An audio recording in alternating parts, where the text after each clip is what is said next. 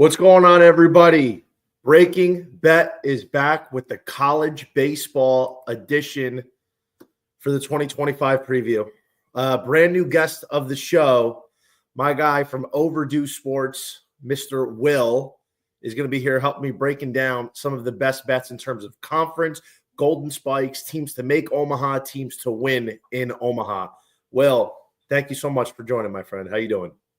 Great, man. Super stoked to talk some college baseball futures. Usually have a pretty big card for the future, so I'm really excited to kind of dive into these conferences and talk about what I like this year.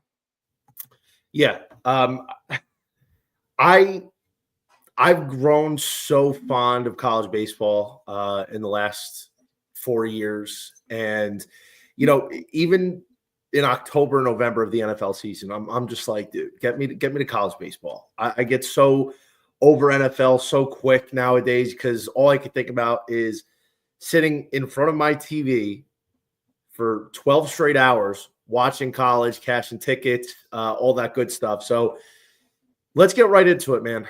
We have a lot to talk about. The one thing that we don't have at the moment, I haven't seen any book come across, is win totals for teams. That was available last year. Bet Rivers was primarily the source for it. Not up yet. I imagine in the next week or so, it should be up. Primarily SEC, but nonetheless, there's usually some good value there. So, next week's podcast, we can see where we're at. But we're going to start off with some Power 4 conference winners, and we're going to go to the best place in college baseball. What used to be known as a football conference is now a baseball conference, the SEC. There's a couple different markets here, Will. DraftKings has some, Bet Rivers, and BetMGM. Right now, this is based off DraftKings. Obviously, anytime you're looking for odds, always shop around. That's really the best way to find out what kind of numbers you're getting. But here they have Tennessee listed as the favorite with Texas A&M, LSU right behind them. Where do you see value this year in not just the team that you think can definitely win, but maybe a number that you're looking to bet because it's a little out of whack? Honestly, and it's towards the top, I think Texas A&M has some value. I was really surprised to see that Tennessee was the betting favorite. I know they're coming off the national championship. Coach Vitello has done a fantastic job, but it seems like Texas A&M just has this perfect storm coming where you were the runner-up last year. You got that chip on your shoulder. The coaching staff leaves. You get Michael Early back, and I know that he left and then came back. So there's an interesting wrinkle to that, but it just feels like a perfect storm. And I just think they're going to be an absolute wagon, and they return so much on the offense. You have Laviolette, who's projected as a potential 1-1 guy. You've got great pitching across the board. They bring in Miles Patton from Long Beach State, who I'm super excited to watch this year.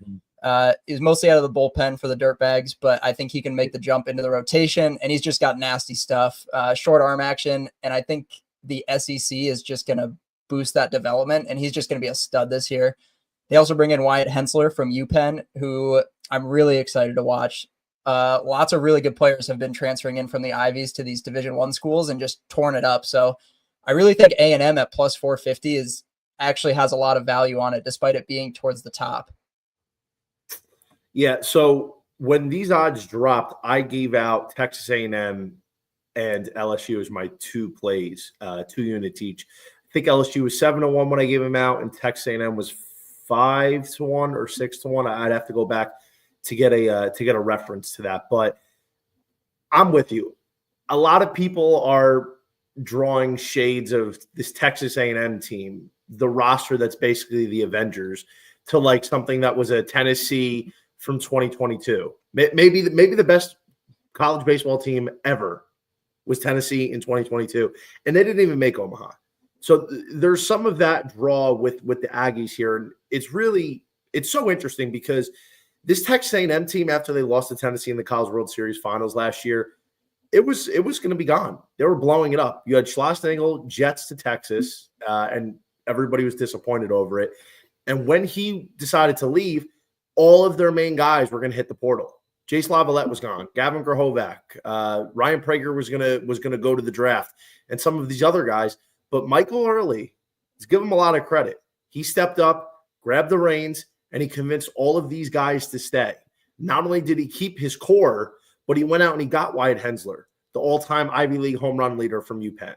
He ended up getting Miles Patton from Long Beach State. He convinced Ryan Prager to come back and not go to the Angels, I think in the third round of the draft, while also adding some other guys. I think Texas A&M, for obvious reasons, is a great bet to win the conference this year.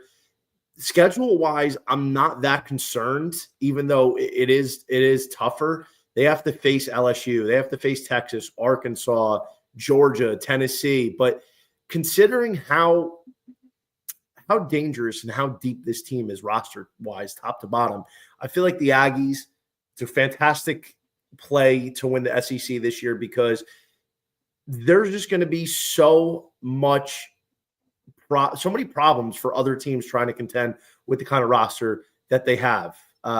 Pitching-wise in the SEC, there's always going to be dogs, but I don't know if there's that many pitchers that I'd be circling that I would be afraid of to face against some of these SEC pitchers. Yeah, absolutely. And another team that you kind of glossed over right there that I really like personally is Arkansas. I think the rotation again is going to be fantastic between Gabe Gackle and Zach Root, who comes in from ECU, who is, the right-hand man to Trey Savage last year and had a fantastic year. And they bring back a ton on offense. Wahia Aloy will play shortstop again this year. They've got Kendall Diggs back.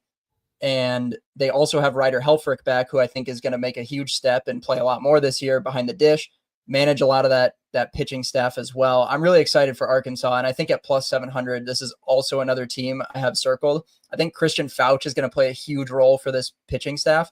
I don't know what that role is going to be quite yet. I don't know if he's going to find his way into the rotation or mostly out of the pen, but I really, really like what's happening in Arkansas this year too, and that's a team that I've had circled in the SEC for a while. Honestly, Arkansas was a team that I had to win it all last year preseason. I believed in their pitching staff. Well. Pitching is something that in baseball you really need, but in college, when it comes time for the tournament, you absolutely have to be 6, 7 plus arms deep. And Arkansas, that's the staple of the Dave Van Horn way. That's what he does. He finds pitchers. Gabe Gackle is going to do the Hagen Smith thing where he was a primary reliever the year before. Then the next season, he steps up to be the Friday night guy. Worked very well for Hagen Smith. Gabe Gackle is a stud. He's got first-round grade on him.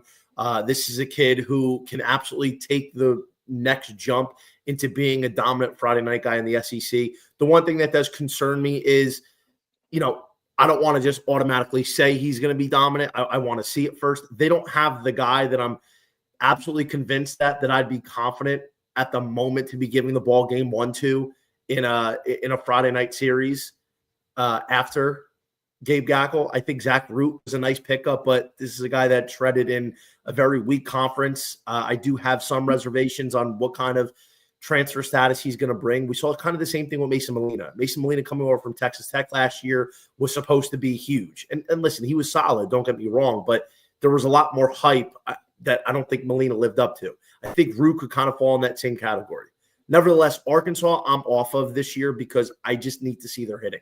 Their hitting has been an absolute disaster. Last year, it wasn't even half decent. It was really bad across a lot of different metrics. So that's why Arkansas, for me, is a fade in terms of this market. There's going to be a lot of opportunities throughout the year to bet them in a weekend series. LSU is the team that I think is going to be an absolute juggernaut this year. LSU, they brought in 3 of the top 10 freshmen of the class. They have, in my opinion, a guy who could end up being not only a first rounder this year, but work his way to being the first arm off the board in Chase Shores, who hasn't pitched in 2 years. A 6'8", 250-pound tank, a guy with a triple-digit fastball and working on a pretty solid mix of other pitches. I know there's some command issues. He hasn't pitched in 2 years. The sample size is small. He didn't pitch in very many games in the first half of 23. But this LSU pitching staff has so many guys. Not to mention you're bringing in William Schmidt, who is one of the top freshman recruits who's going to be a high draft pick in 2027. The bats, you got Jared Jones back. You got Monster Milan back. They added they have Daniel Dickinson, but they added Derek Curiel, freshman. They added Kate Arambide. There's so much talent here with LSU that I think, quite frankly, I would be surprised if they're not gearing up to make that Omaha run this year. We're going to get a little bit more into that later, Will. I have a certain tier this year when it comes to College World Series winners. Like certain guys are in a bucket for me, or certain teams are in that ranking system. LSU and Texas A&M are up there. The last team I would say that, given the number, is way out of whack and it's way too big, and it was 10-1 on Bet Rivers compared to 13-1 on DraftKings to win the SEC in the regular season, is Georgia. Georgia was a team that, after last year when they lose Charlie Condon, lose Corey Collins, you lose 57 home runs in your lineup and your first two hitters. Are they really going to be able to replicate that production? I thought about it, and the truth is I think they're going to be. Trey Phelps had a great year last year. He's in a draft year where he's probably going to be a first rounder. I think he's ready to make that jump and anchor that offense. Maybe not to the level that Charlie Condon did, but you bring in a guy like Devin Obey from Duke. You bring in Nolan McCarthy from Kentucky. This lineup is locked. It's loaded. And the big bugaboo for them last year was the pitching. But guess what?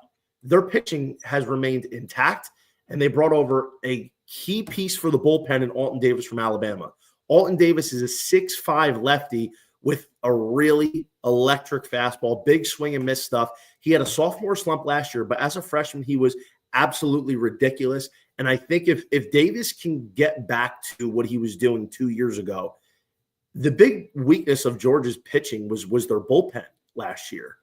This guy can solidify that with a good rotation. Leighton Finley, Colton Smith, you have Charlie Goldstein coming back. So I think Georgia's being a little bit slept on here in the SEC market. And I think this is a team that, even though they lose Condon, can gear up for that Omaha run as well. Yeah, I agree with everything you just said. And I think my one question mark with them is Leighton Finley going to be able to take that next step and be a true Friday night guy? I wasn't insanely high on him last year. He definitely took his lumps here and there. Still had a really solid year, pitched to a 4 ERA in 17 starts. So I still like what he's got. I just don't know if he's that dominant guy. And it's kind of the same conversation that we've had with a couple of teams so far. Like, is he going to be the guy that can go out and get you a win every single Friday? And in the SEC gauntlet, you kind of need that. So I'll be really curious to see how the rotation is for them, because to me right now, that could be a stopgap for them. But I agree. I love what they did on offense. Devin Obey had a fantastic year at Duke last year. It was sad to see him go, but that's a huge pickup for Georgia. And you got to remember with LSU too, they still have Gavin Guidry too, who was on the championship team a couple years ago. And he's got tons of experience. I'm a huge fan of him. He's going to play a big role for them. And that infield is just stacked too. They've got those three guys that you mentioned. They also brought in Tanner Reeves, a JUCO guy who had 142 RBIs in 2 seasons at Blinn College. I'm really, really high on him. I'll be curious to see how they fit him in. Maybe he's just a platoon guy, matchup guy. But, I mean, LSU is absolutely loaded again this year. And I think you're right. They could be definitely primed for another Omaha run and a really, really well-coached team. So, I mean, we could talk probably 5-6 schools deep in the SEC that could be primed for an Omaha run here. So I think you can't really go wrong with these handful of teams that we're talking about. Yeah, 100%. LSU, I forgot to even mention Luis Hernandez, who was a 23-homer guy at Indiana State last year. They're going to be 7 arms deep, maybe 8. They're going to have a lineup that, quite frankly, should be flirting as one of the 5 best in the country once, the freshmen and the other guys coming in find their way. Last year, they started out slow in the first half, but they really picked it up in the second half. So I think it's clear sailing this year for Texas A&M and LSU. And the fact that Georgia's 13-1 on this book is way too big. So that's where I'd probably be looking. Tennessee being plus 380, sub 4-1 in this loaded of a conference where they lost a lot of pitching and a lot of lineup depth. Still expect them to be dominant, but that's a big question mark. Yeah, I agree. Tennessee is not a team that I'm willing to take in this market just because of their pricing, but that's not to say that they're not going to be good again. Vitello's done a fantastic job there. I think they're going to be really, really good again, but it's not a team that I'm willing to bet in either a conference winner scenario or even really an Omaha winner scenario. I think just the rest of the SEC, I like more and at better pricing. So, it's not that I don't like Tennessee this year. I just like the the next couple of teams a lot more than I like Tennessee. Yeah, exactly. So wrapping it up there, it's Texas A&M, LSU, Georgia. For me, are probably the three best bets you can make preseason. I know you feel the same way, but you're going to add in Arkansas at 7-1. Yeah. I think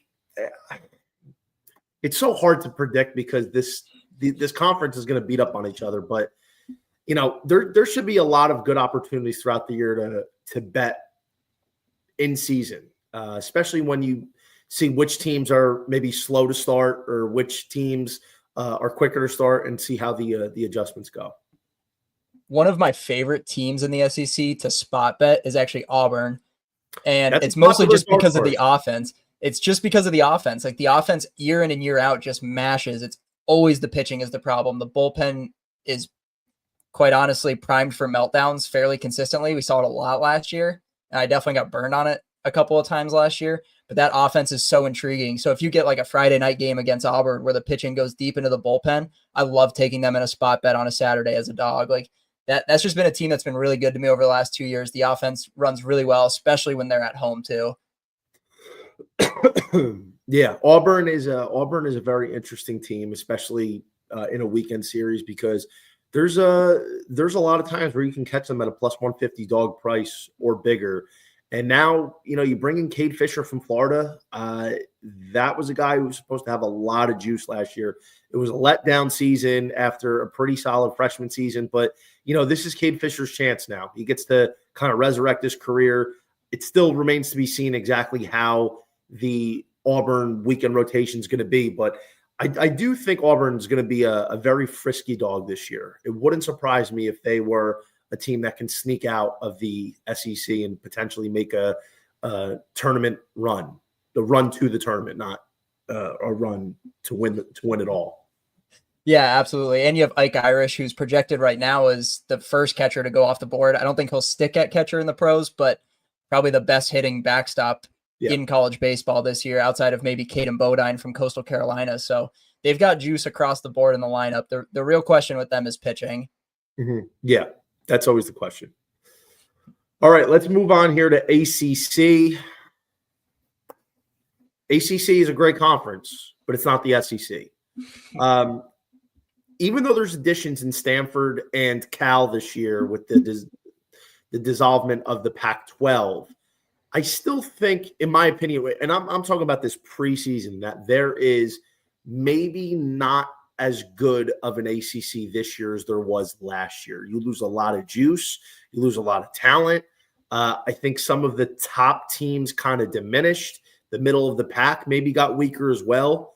So I'm curious to hear your thoughts. But I'm going with the two teams that I've also given out a few weeks ago. UVA. UVA is a team that I fully expect to be in the mix to win the College World Series this year. I have not been a big UVA fan in the past because of their pitching. Their lineup, year in and year out under Brian O'Connor, is always one of the best. I don't expect it to be any different this year. I'd be surprised if they were outside the top three in a lot of offensive metrics. They hit for average. They hit for power. They hit for extra base hits. They do the little things right. They have a perennial Golden Spikes candidate in Henry Ford this year. Again, something we'll get into later. Their whole lineup, they might not have a hitter that bats under 300 this year. This lineup is no joke. And that's why they've been able to have success over, the last 5-6 plus years in the ACC and in college baseball. But the problem's always been their pitching. But I was listening to an interview with head coach Brian O'Connor with D1 Baseball, and he said he believes this is his best pitching he's had in a really long time. And Will, let me tell you something. If that's the case, the rest of the country is in trouble. Brian O'Connor is bringing back Evan Blanco. Evan Blanco, who was a big contributor down the stretch in Omaha last year, he's going to come back to be the Friday night guy. If you've seen a picture of him recently, he's sporting one of the gnarliest mustaches I think I've ever seen. The question now becomes, what does he do in that starting pitcher 2 role? Jay Woolfolk, who was a starter turned reliever turned starter, is right now slotted to be in that weekend rotation. The guy's got electric stuff. He's a two-way player, was a quarterback. His consistency issues with the strike zone is why that could be a big question mark. He did well down the stretch last year in the tournament, so maybe he can kind of regather himself and refresh his approach to being a starting pitcher. The big prize possession now is Chris Arroyo, two-way player from Florida. Not Florida, he's from JUCO, but he is projected to play first base and be the Sunday guy, basically the Cags role. They have, even though they lose Joe Savino, Chase Hungate, Angelo Tonis, Cullen McKay, they got a lot of guys in this lineup, and they're coming back with Jack O'Connor, who missed pretty much all of last year. So Virginia's pitching staff has the potential this year to be really, really dangerous. And if it's even halfway good with the offense that they're going to have, Virginia's a team that won 18 games last year. I would definitely expect them to be winning 21, possibly even 22 in the ACC. Yeah, absolutely. This is probably one of my favorite bets. I have them on my to win the College World Series card. I have them to make Omaha. I have them to win the ACC as well. This lineup, like you said, is no joke. I mean, I wouldn't be surprised if they are better than the A&M lineup, which we just raved about. This team is stacked from top to bottom. And I was just about to bring up Jack O'Connor as well, who missed a lot of last year, only threw 60-something innings. So he's going to play a huge, huge piece in this team. And if that's true, that the pitching staff is, as good as they think it will be, this team is going to be so dangerous. And you have Aiden Teal as well, who's played that two-way role as well. I think he's going to be a big piece of the puzzle here. And Henry Godbout should have a massive year at the plate as well. I can't say enough good things about this lineup. And I think they're just going to roll a lot of the ACC. And, it's no knock on North Carolina, but I really, really like Virginia this year. And it's probably my favorite bet in this conference, hands down. Yeah, I gave out Virginia 5-1. So just to recap, when everything came out January 13th, I did my first quick looks, obviously with the podcast incoming, to give a more in-depth breakdown. Virginia 5-1 on Bet Rivers was a 2-unit play for me. They are plus 450 on DraftKings. Definitely bettable. Definitely still a 2-unit play for me. I'm all in on Virginia this year, and they're going to be in that bucket that I'll talk about later. Will, the other team that's actually the favorite on DraftKings for the ACC regular season winner, I'm high on them as well. There's another 2-unit play. That was at 6-1. Is North Carolina.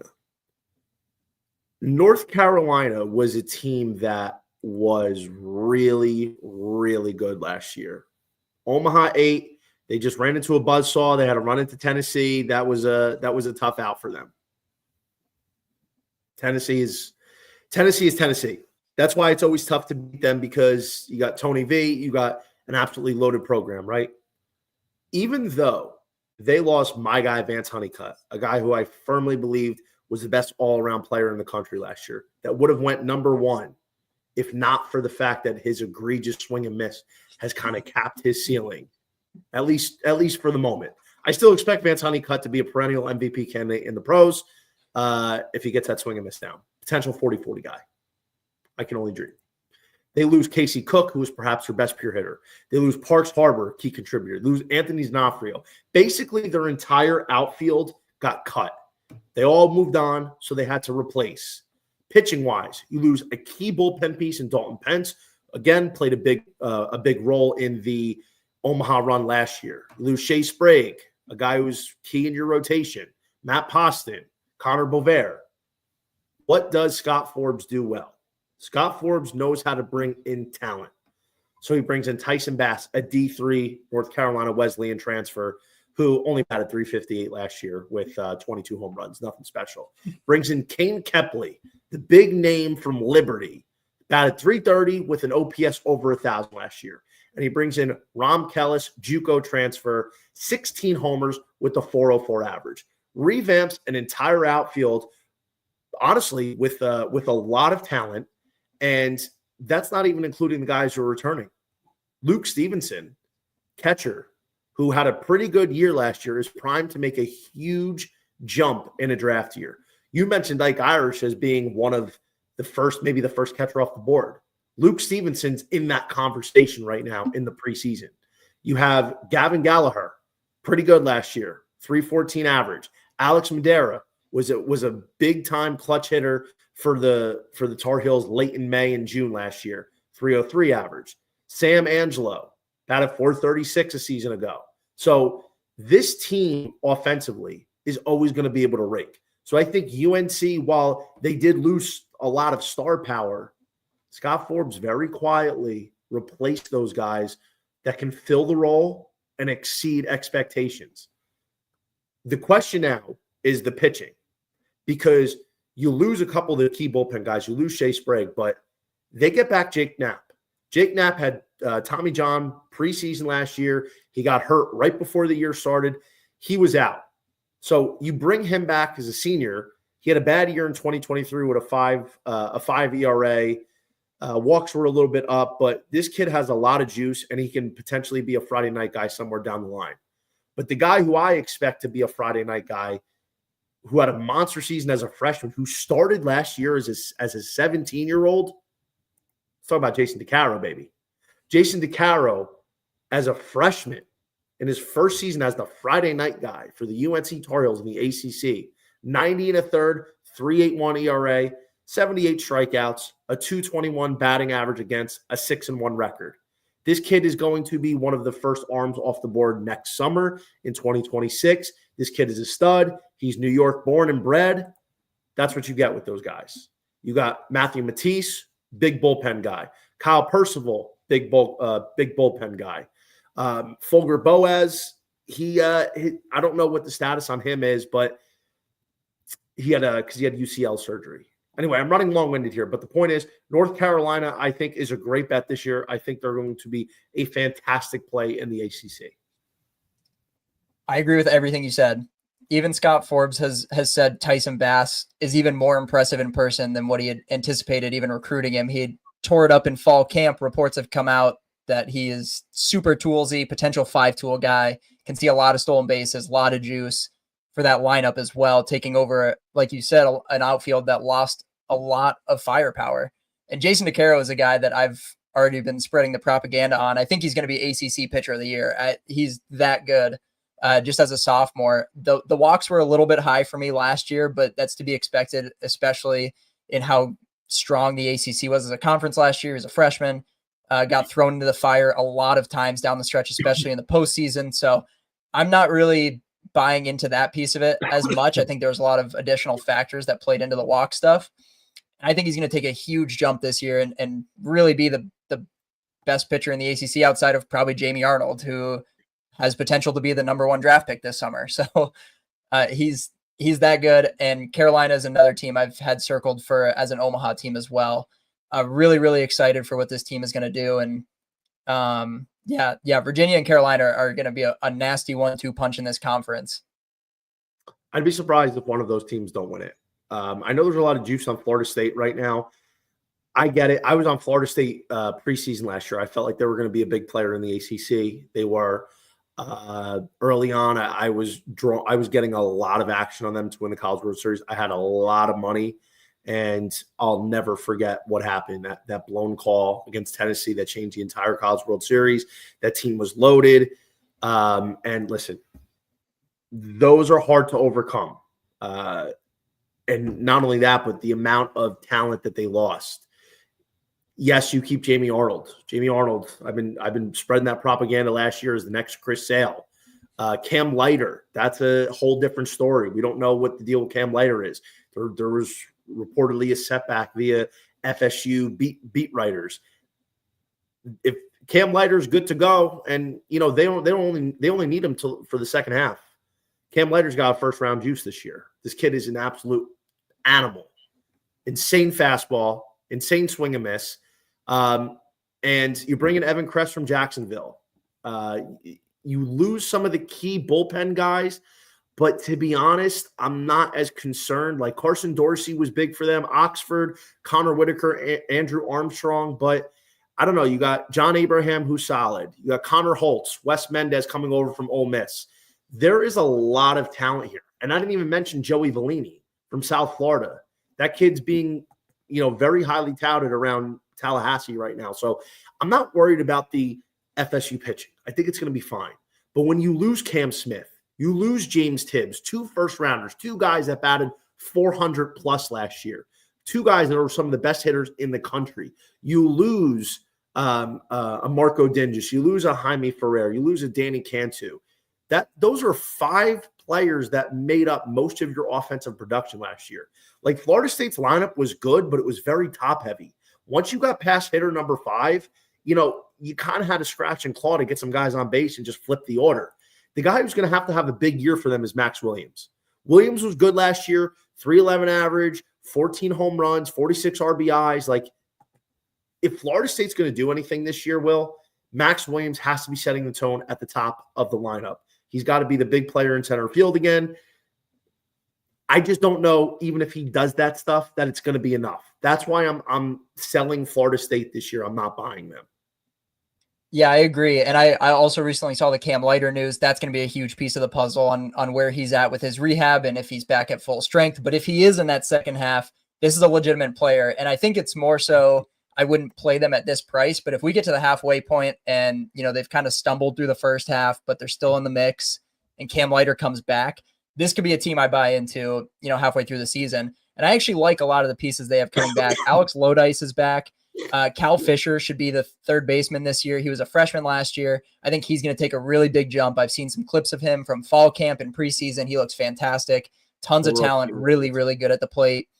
And they also brought in Gage Harrelson from Texas Tech, and that was a really heavy-hitting lineup with Gavin Cash, who also transferred out, but they've got Gage Harrelson now, and I think he's going to be a big piece of this lineup as well. So you did lose 2 top 15 picks in Tibbs and Cam Smith, who are both absolute studs, but I think they did a pretty good job replacing those guys. And, as long as that lineup can stay, deep enough, because it's not as top heavy as it was last year, they can be really, really feisty in the ACC this year. Yeah. I mean, that's the big question, right?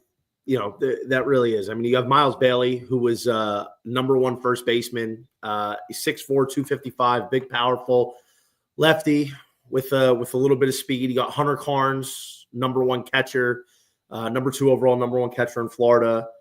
You bring in Chase Williams from Northwest Florida State College, batted 379 last year. Gage Harrelson was good, but, being at Texas Tech, it kind of drains a little bit of your mental prowess because, they're losers, or they're no longer as good as they used to be. Braden Plain coming over from Pensacola State JUCO. They did bring in some guys, and they're counting on a couple of freshmen to come in. Maybe they deliver, maybe not. But I think there's a lot of question marks regarding Florida State at the moment for a futures ticket. I just think when you have that magic that they had last year, when things were coming together, even though they didn't have Cam Leiter, that's the kind of thing that it's hard to replicate. I'm not saying Florida State won't be a good team. I just think, especially considering the number, the 6-1 is not something that I'd be buying. And we're going to talk a little bit more about FSU later on here.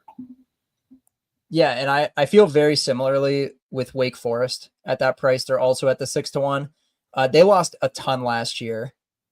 And I really like Merrick Houston in a bounce back this year. I think the bat is really going to come along. He's one of the best defensive shortstops in the country. I really think the bat is going to come along, but you lose Chase Burns, you lose Seaver King, you lose Nick Kurtz. Like you lose just so much of that team, the lifeblood of that team, really. It's not a team that I'm willing to buy. I'm on the fade Wake Forest this year as well. It was a team that I was really, really high on last year. I had them to win Omaha last year. They got bounced early as well. And this year I'm out on them, really. They broke my heart 2 years ago in 2023 is my preseason pick.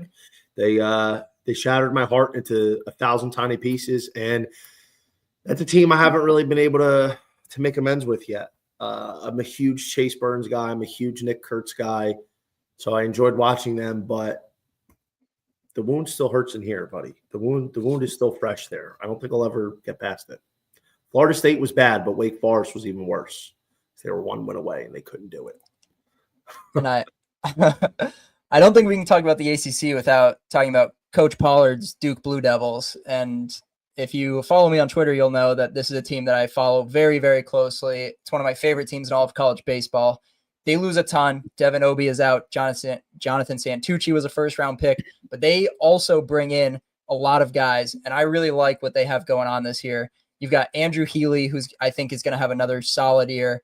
I think he can take the next big step. You have Kyle Johnson, who's a fantastic two-way player. He's going to do it all. He's going to be Mr. Do-It-All for Duke this year. You have Macon Winslow behind the dish again this year. He got some play time as a freshman last year. You have Wallace Clark, who's had Omaha experience at Oklahoma. He's a huge piece of the puzzle at shortstop. You have Ben Miller back for his final year at Duke, and he was one of the best hitters in the ACC last year. He led their team in average, just an absolute stud at the dish. And I'm high again on Duke. They've done a really, really good job with the Ivy pipeline. They bring in a couple more guys from the Ivies this year, and Jake Berger over from Harvard and Reed Easterly from Yale. And I think those guys are going to come in and play a big role again, like Logan Bravo did again. And we have AJ Gracia, who had a massive freshman year last year, and I think he's going to be an absolute stud as a sophomore this year. So I think Duke has a lot of value at 8-1, I believe they are. And this is just a really solid, well-coached team. I really like what Chris Pollard has done, and they're going to be really solid again, in my opinion.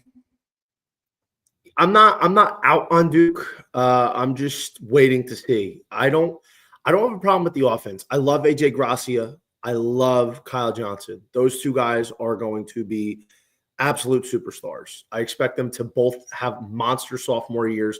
They're both going to be in the mix to be top 5 picks in next year's draft, 2026. The issue for me is the pitching. You lose Jonathan Santucci. You lose Charlie Bielenson, who was one of the best relievers in all of college last year, Mr. Reliable. You lose Fran O'Shell. You lose Jimmy Romano. Andrew Healy is solid. I don't know if he is a true Friday night guy. James Talon played through a hip injury last year, had off-season surgery. He was okay in his stead. 227 batting average against, 5.29 ERA was a little big, and 18 walks and 32 and a third is a little high for my taste. Kyle Johnson, very good as a freshman, especially as a two-way player. 438 average, 53 Ks, and 49 and a third. I expect him to take the next step. Their bullpen can be solid, even with the loss of Charlie Bielenson. But the fact that they just don't have that one guy, that Friday night guy, is concerning. When you're in a conference of this magnitude and you have to play the schedules and the teams that these teams have to play, you need a guy that you can count on every single Friday night. That's why Florida State isn't a complete – that's why Florida State's always going to have a chance, because you have a guy like Jamie Arnold. Every single time he steps foot on that mound, you know you're going to have a very good chance to win that game because he's the best pitcher in the country. Chase Burns, same thing last year. Paul Skeens, Chase Dollander, all those guys, when you have a Friday night stud, that's what gives you that hope that's like, okay, we can get this series off to a 1-0 start, and then we just have to win one of the next two to take it. I don't know if Duke has that guy right now. That's the one thing that's concerning. At the moment, they look like they might be slotted to go with an all-lefty rotation. Rare, but we've seen it before. Saw Vanderbilt do it last year or 2 years ago. Very interesting. I think that's why Duke, I need to wait and see. I have no problems about the offense. I think they're going to be able to hit. They got a lot of juice. They got a lot of star power, a lot of firepower. It's the pitching that gives me a little bit of concern. Yeah, I agree. When you lose that many pieces, it's really hard to continue to build. And this could be just a true kind of bridge year for Duke while they try and, build up that rotation and build up that bullpen again. But you got to capitalize when the offense is this good. So I'll be really curious to see how they play in ACC play. And yeah, it's just another team that I watch very, very closely. So I'm really excited for this year for Duke. Yeah. Let's move on here to the Big 12. Big 12 is actually a very appealing conference to me this year. It's always one that I've had a love-hate relationship with because there's a lot of talent here, but you get these teams that are very inconsistent. They're consistently inconsistent, very hot and cold. And that all starts with Oklahoma State. Oklahoma State's a 3-1 favorite or shorter everywhere. Here they're plus 240 on DK. Oklahoma State, and I was on my podcast, The College Experience, with Noah Bieniek and Colby Dant on Wednesday, where we previewed this. And we basically said, and I went through like a 5-minute rant on why I'm not betting Oklahoma State this year, Will.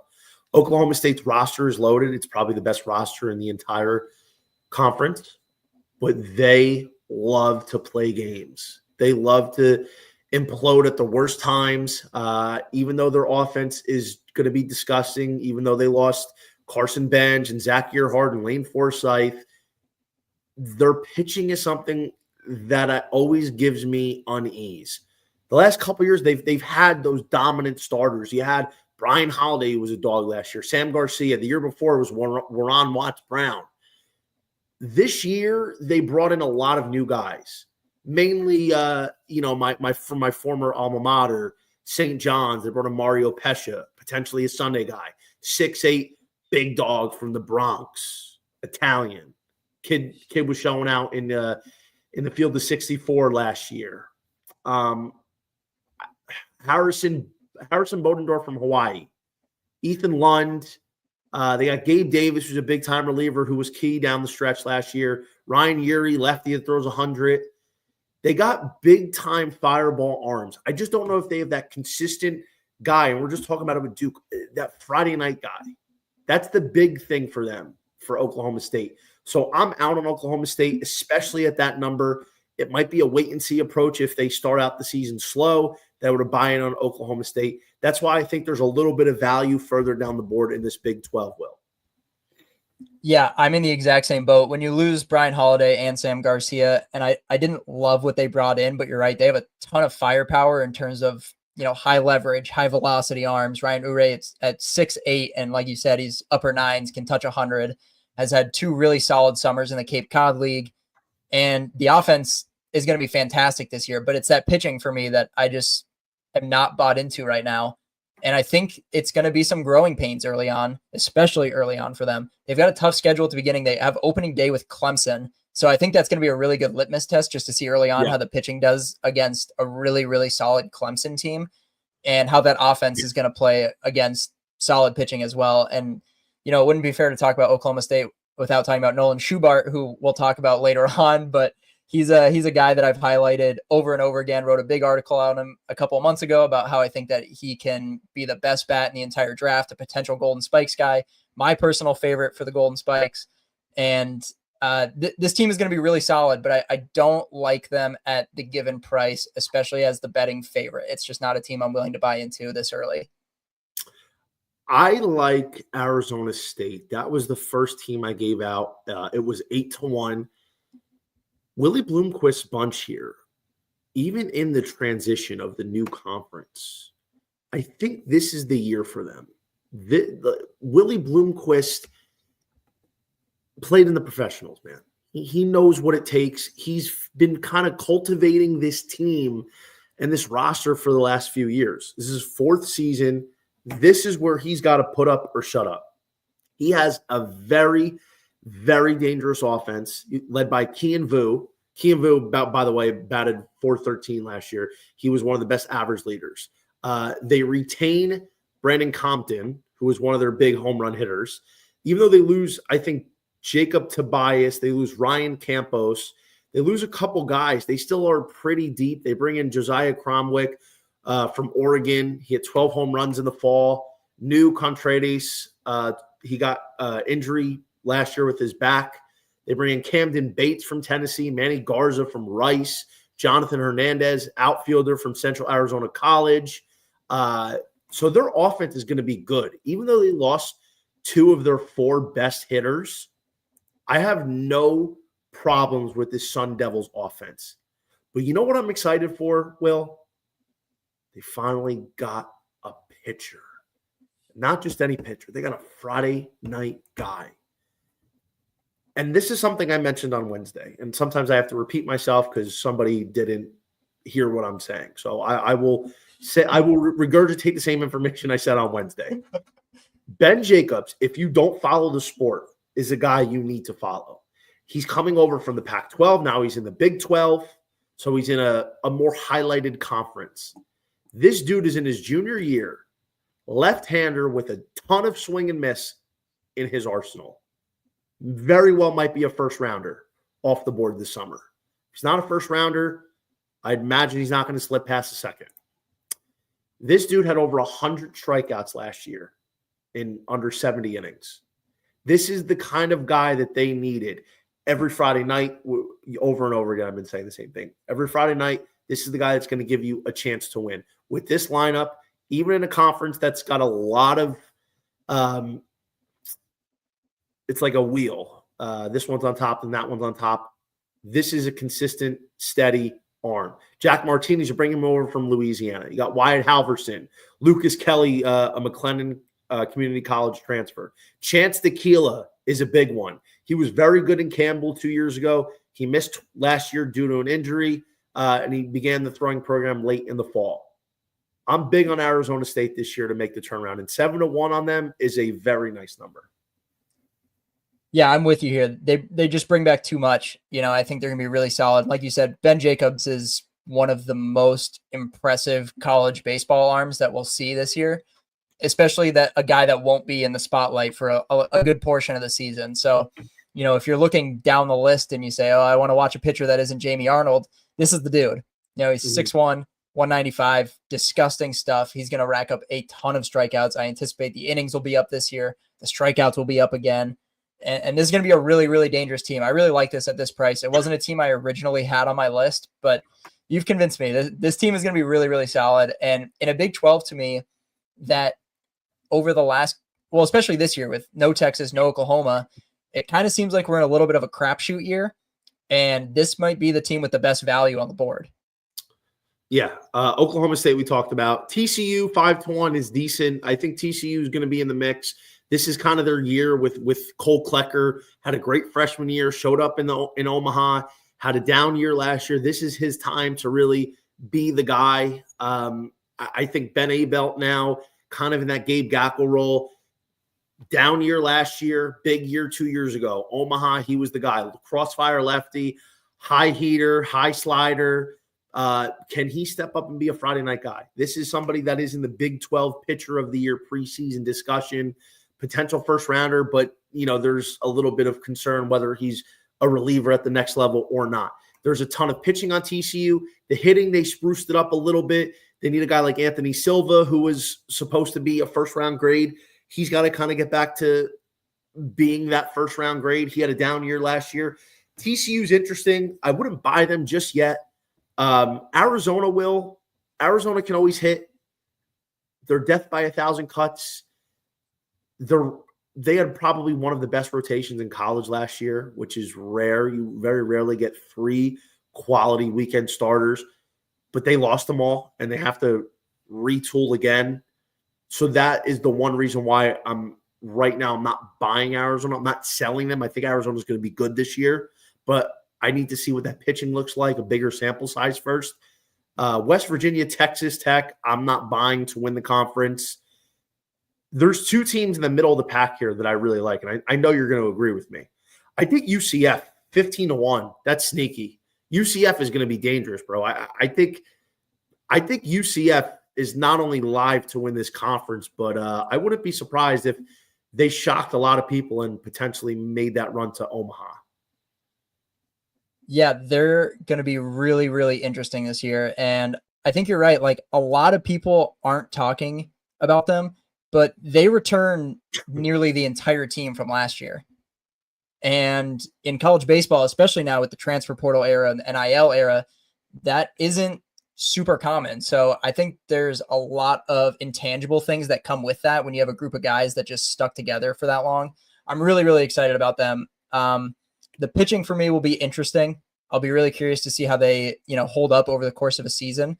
But they also bring in Chase Cruson from Duke, who I think is going to play a huge role. So they brought back a ton of people, but they also bring in some really key pieces through that transfer portal. So I really think they're going to have another solid year. I'm excited for UCF.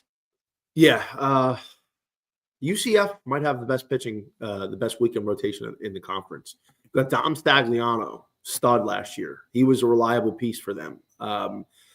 His ERA was in the 4s, but I think he could definitely be in the 3s this year. You got Dominic Castellano, 2 two Doms bookending the rotation. The one guy that I'm interested in is Wiley Hartley. I don't know if he's going to end up being the Saturday night guy, but you got Isaac Williams coming over from Jacksonville. You got Camden Wicker coming over from Wofford. Tyler Kozera, sophomore. They lose Ben Vespi. That's their big loss, which obviously sucks because he was their big piece last year. He was their Friday night guy. He was a guy that I was able to win some money on. But truth be told, man, I think UCF's pitching is going to be very good. It's what their bullpen does, but their weekend rotation, in my opinion, is going to be good. You got Andrew Sundin coming back. He got a knee injury last year that cut his season short. It should be ready by opening day. Chase Cruson from Duke. That was a guy that was slated to be one of the big three with Kyle Johnson and AJ Gracia in that Blue Devils lineup. Antonio Jimenez coming over from Miami. Kennedy Maduro. Matt Prevesque was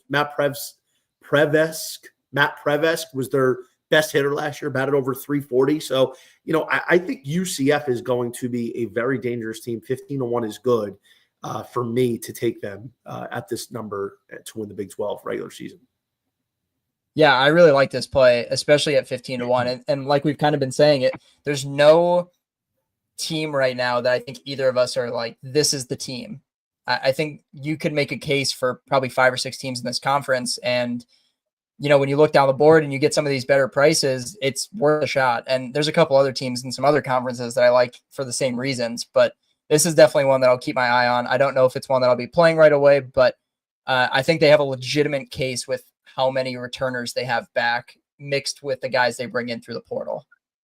I'll put it to you this way. Big 12, Big 10 are going to be the two conferences where you're going to be able to find some value down the board because the top, the favorites aren't necessarily like the Tennessees or the Texas A&Ms or the Virginias where it's like there's a really good chance those teams win. Obviously, there's nothing that's guaranteed, but those conferences, it's a really good chance that one of those top teams win. In Big 12, Big 10, there's a decent chance that somebody from the middle of the pack can come steal this thing. And that brings us to the Big 10. Big 10 wise, Oregon coming over from the Pac-12 will. They are 2-1 or shorter everywhere. And I don't know how I feel about that. I gave out Nebraska on my, again, 3 weeks ago when the odds first came out and I did my first look and I saw what the numbers were. Nebraska 6-1 for me was the play. That was one unit. They've since moved down. They're a little bit shorter now at, where are you? They are 550. USC, surprisingly, is 5-1 is the second favorite here.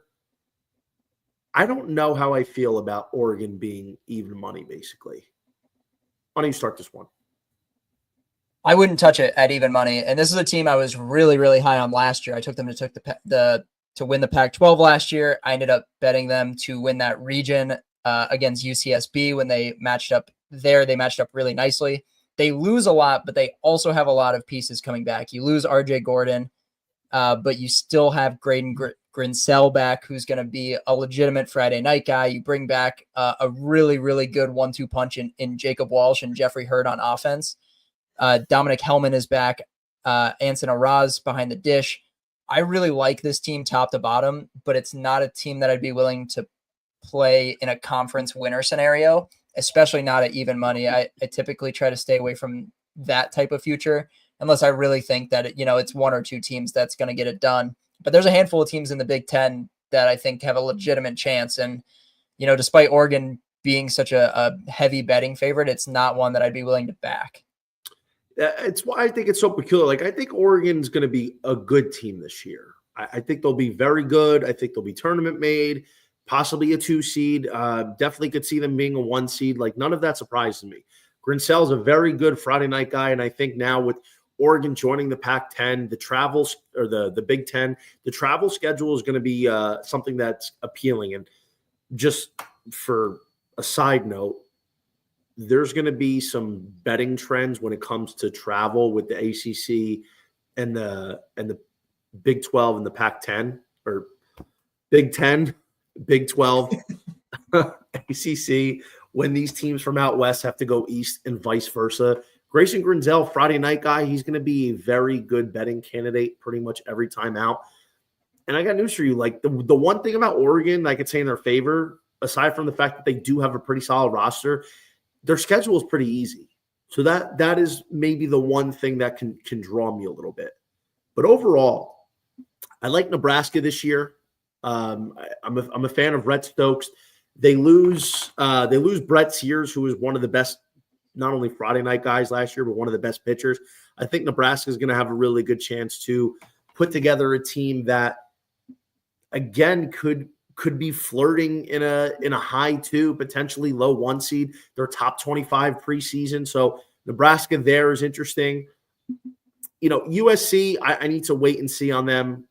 They got a good Friday night guy in Caden Aoki, but I don't know if USC at 5-1 for me is where I would go right now. The team that I'm interested in deep is Penn State. For whatever reason, on DraftKings, they're 65-1 to win the conference regular season. 65-1. I gave them out at 40-1 on Bet Rivers 3 weeks ago. I don't know why they're 65-1, led by Bryce Molinaro. They got Ryan Weingarten. This is a team that I think is definitely going to be live this year in the Big Ten. There is some juice with the Nittany Lions.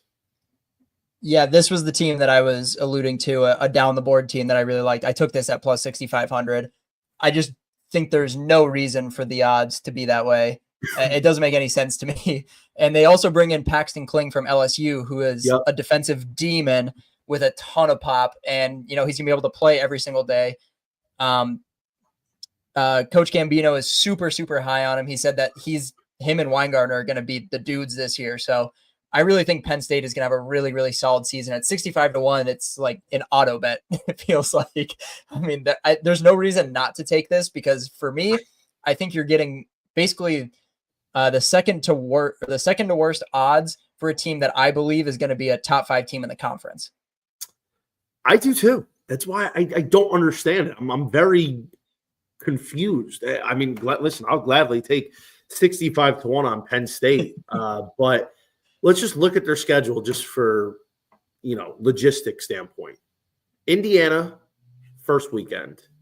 Northwestern, the second weekend. They have Michigan. They're home to Michigan State. They're at Michigan. They're at Minnesota. They're home to USC. Home to Purdue. At UCLA. Home to Maryland. At Rutgers. Maybe I'll go to that game. And home to Xavier to close it out. This is a very, very winnable schedule. So we're looking at a team that is 65-1, when realistically they should probably be about 25, maybe 20-1. Like, just for reference, you're looking on the screen right now. You're seeing teams like Maryland, Ohio State, Michigan, Purdue, Minnesota, Michigan State, all ahead of them. I don't get it. I don't understand why. I'm not saying Penn State's definitely going to win the conference, but to see Penn State potentially finish top 5 with a chance to win it with that schedule,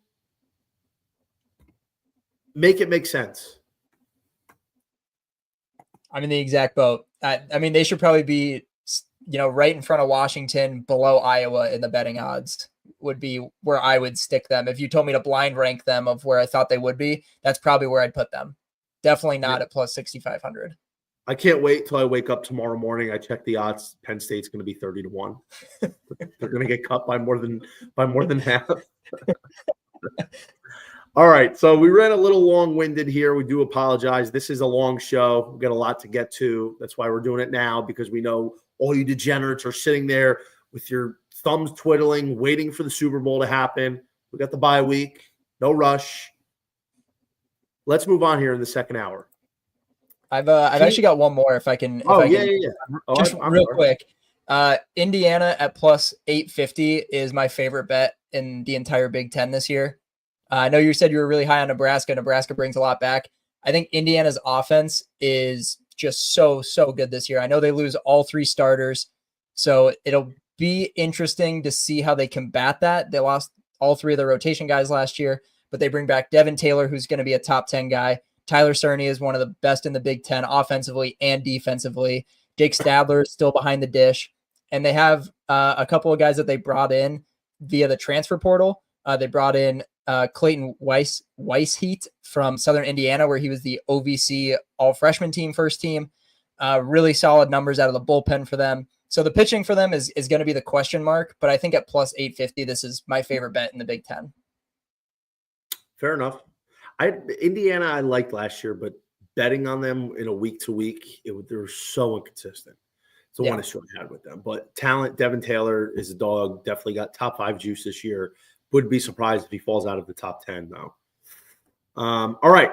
Before we kick off hour number 2, just wanted to let you know you can become a college baseball VIP member today. The first 30 people that subscribe get the season pass for my college baseball picks at $200. Typically, I run my monthly subscription at $50 a month. So you're saving $50, unlimited access to me, free access to the Discord.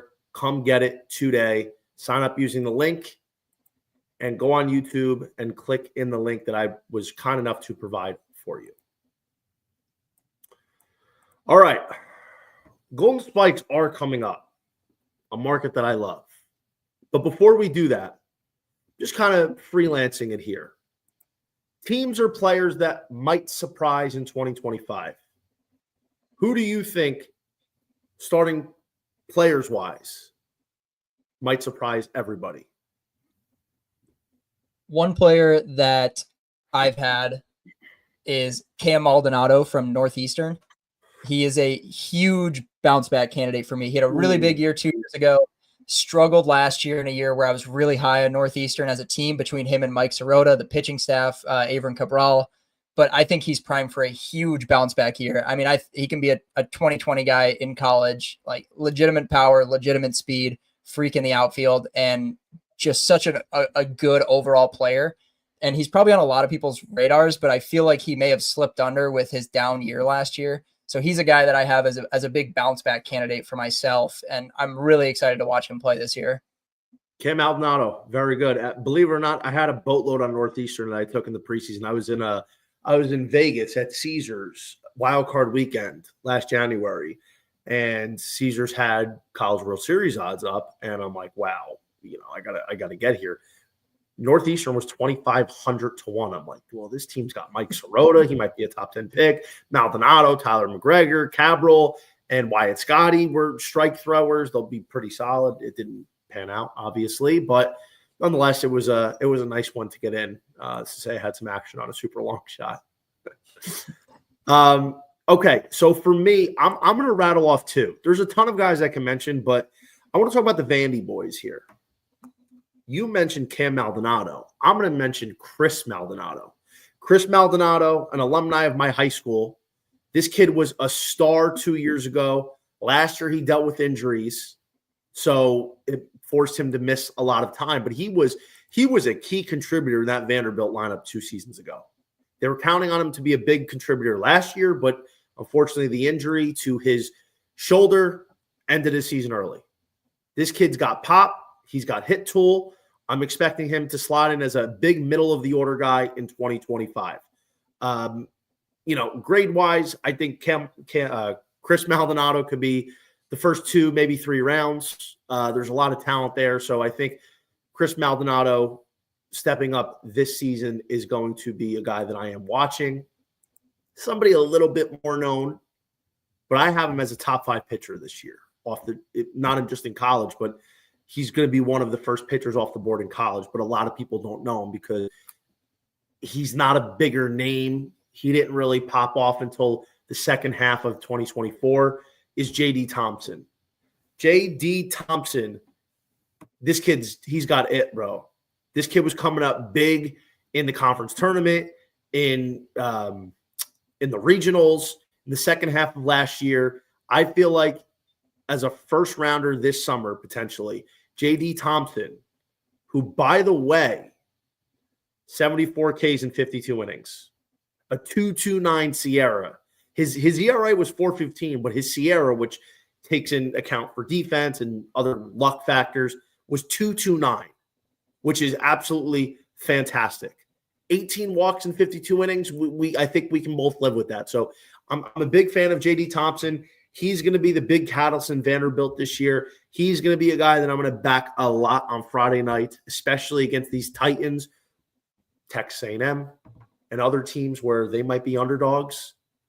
I'll be back in J.D. Thompson.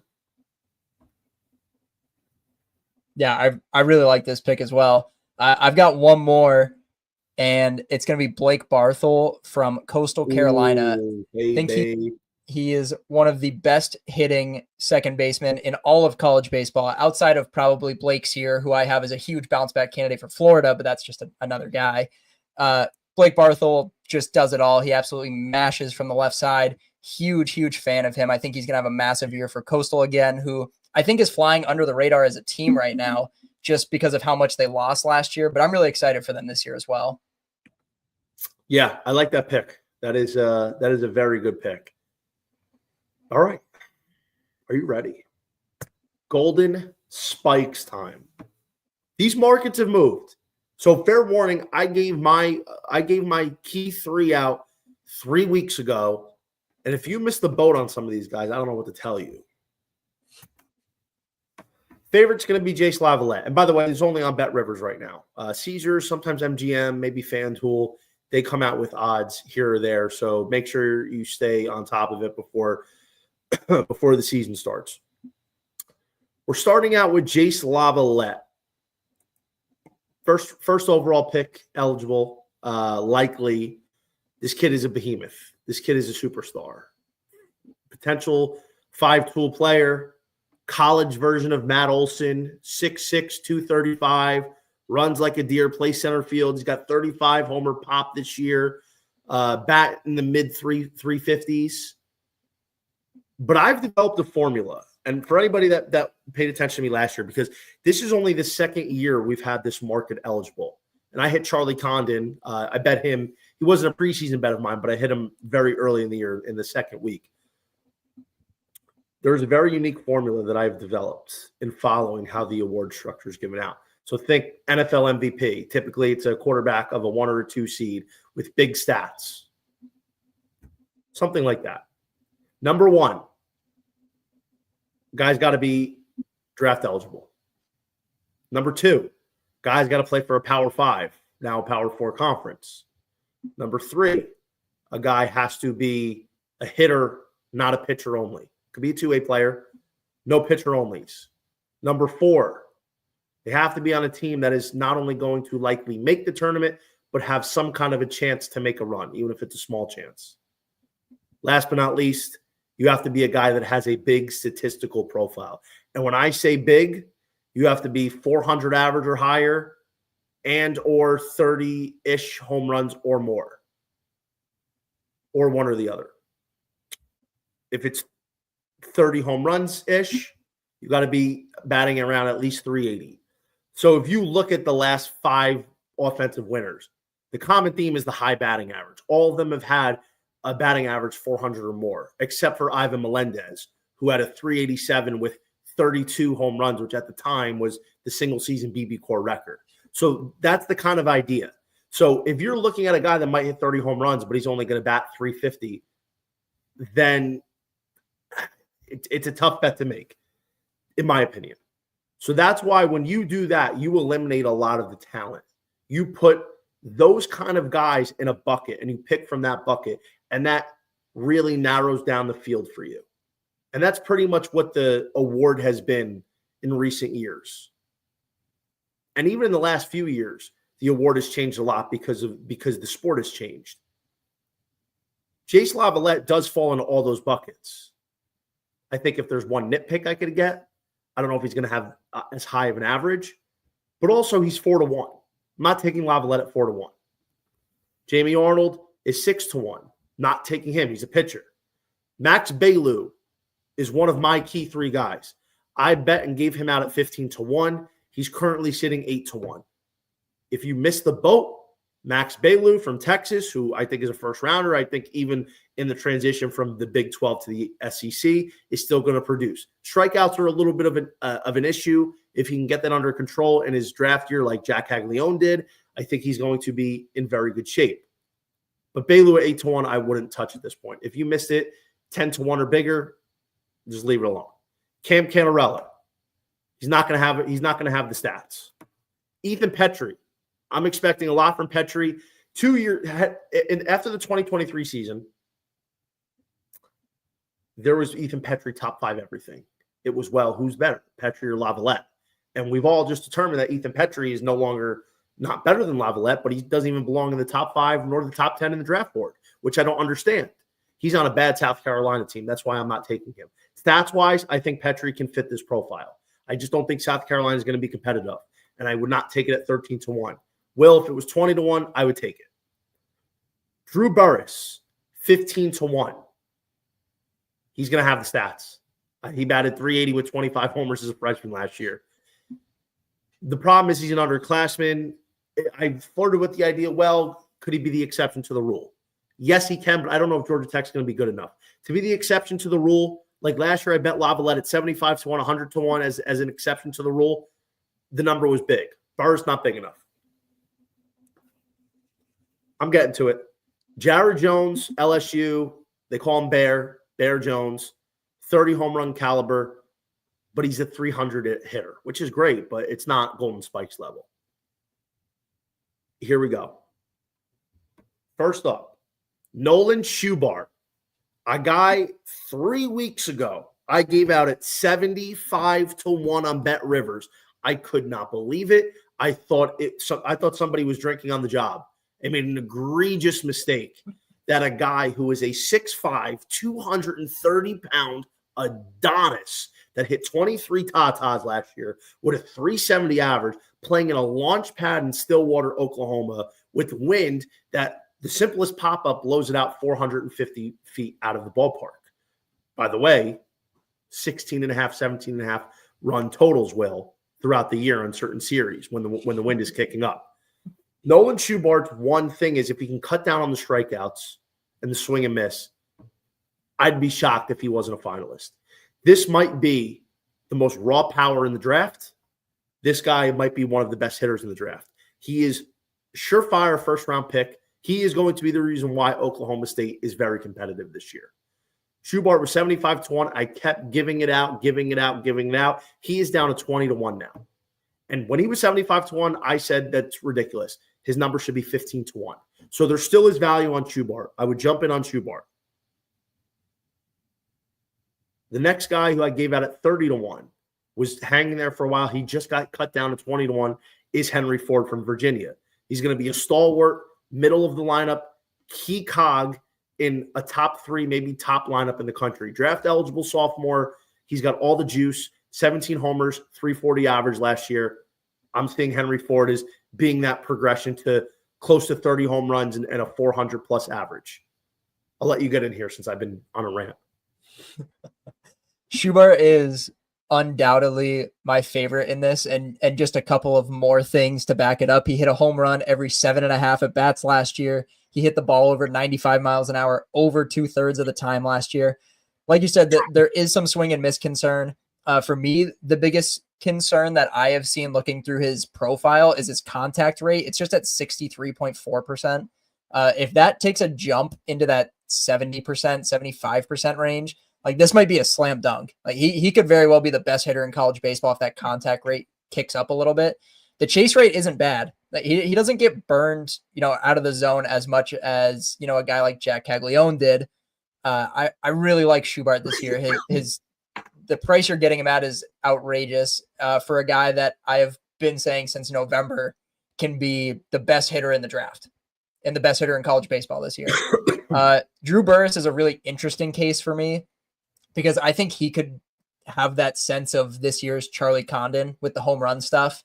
Like you said, he's an underclassman, so it's a little bit trickier. But last year he went on that crazy run to start the year, and it was like Condon and Burress. He had, I think, 14 home runs in his first 12 games in college baseball.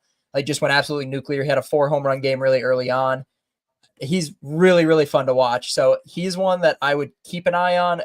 I haven't really given thought to that underclassman rule, but that makes a lot of sense. I also don't know if Georgia Tech will be good enough, even if he does have those numbers. Obviously, there's exceptions to the rule. He could be. Another guy I initially considered, and I've decided since to lay off, mostly because I don't think the power numbers are there, is Brendan Summerhill from Arizona. I think Arizona is going to be really solid this year, and he's a guy that's been projected within that top 20 range in the draft. But I just don't think he's going to put up the eye-popping numbers to overtake a guy like Schubart or overtake a guy like Laviolette. Yeah, I mean, listen, and the thing about Summerhill's a key lineup piece for Arizona. Arizona's always got offense. If you look at what Arizona's had these last few years, even Chase Davis a couple years ago, they had Mason White and Brendan Summerhill, et cetera, last year. Those two guys returned. Like, the thing is, Brendan Summerhill is a lot better player in real life than his numbers suggest. He doesn't have the box score stats. I'm a little surprised he's drawing all this top 10 overall draft pick this year. He is a great player, and he's got outfield depth. I don't know if I see top 10 overall. I don't know if he's got enough juice there, and I do think the numbers are a bit of concern. So, he's the guy I'd probably lay off. Like, Mason White is interesting. The problem with White is the strikeouts are terrible. He had 83 strikeouts last year, but he had 19 home runs. Like, I firmly believe Mason White can be 25 to 30 bops this year. The kid can really hit. But once you start getting past the 20 to 1s, I mean, Andrew Fisher, 25 to 1, he's not going to have the average most likely. Dean Curley, 30 to 1 now is interesting. He's got pop. I don't know if he's got the pushing 400 average in him. Tennessee's ballpark, it's possible. Their lineup's going to be very good. Dean Curley is going to be a very, very, very good player this year. Golden Spikes, I don't know if he's going to have the criteria. Ryan Prager, no. Rintaro Sasaki, I mean, the juice surrounding the number one pick from Japan, and he's going to Stanford, maybe, but we haven't seen him play in American baseball, and he's a freshman. I feel like if Drew Burris didn't even have a shot last year, Sasaki would probably have to be 35 home runs to really have a consideration. My boy Crud, what does Bear Jones miss for LSU? Average, yeah. He's a 300 hitter. Like, he's 301 to like 310. Bear Jones would have to probably hit 35 home runs and bat 370 to have a realistic shot, because LSU is going to be gross this year. Down the guy list that I'm looking at too is Devin Taylor at 50 to 1. I mean, he's a guy that can be 25 bombs, 70 RBI, and hit 370. So at 50 to 1, like, I think he's worth a legitimate look, especially, I mean, for me personally, I think I'm really high on Indiana, probably higher than the general consensus. But if Indiana does end up rolling, they maybe win the Big Ten, they're maybe a low 1 seed, he could have a legitimate shot, because if all of those things come to fruition, he is most likely one of, if not the main reason why that happens. So he's a guy that I have my eye on as I'm looking down this list at 50 to 1. I would definitely look into Devin Taylor. Yeah, Devin Taylor was the guy I gave out in my initial preview handicap. Half unit, 50 to 1. I think Taylor's going to have a lot of capability here. This is a guy who can very easily go top 5. This is a guy that can hit for power. He can hit for average, extra base hits, play good defense. So Devin Taylor is definitely a worthwhile bet. He's probably one of the best bangs for your buck on this board right now. Devin Taylor, good call. That 50 to 1 territory starts getting a little bit muddled. But before that, Trey Phelps is a guy that I think is worth talking about. He was also 75 to 1. I didn't take him at the time just because I don't know if he's going to have the same offensive type of production that Charlie Condon had. I don't think he has to. But Phelps, even at 40 to 1, is too big. Trey Phelps would probably be more like 25 to 1. So Phelps is a guy in that 40 to 1 bucket with Ethan Conrad from Wake, Jalen Flores from Texas, Luke Stevenson from UNC. Definitely like Phelps there in the 40 to 1s. 50 to 1s, RJ Austin from Vandy, no. Tyler Bremner, pitcher from Santa Barbara, no. Daniel Cuvée from Miami, superstar, going to be a top 5 pick next year, but no.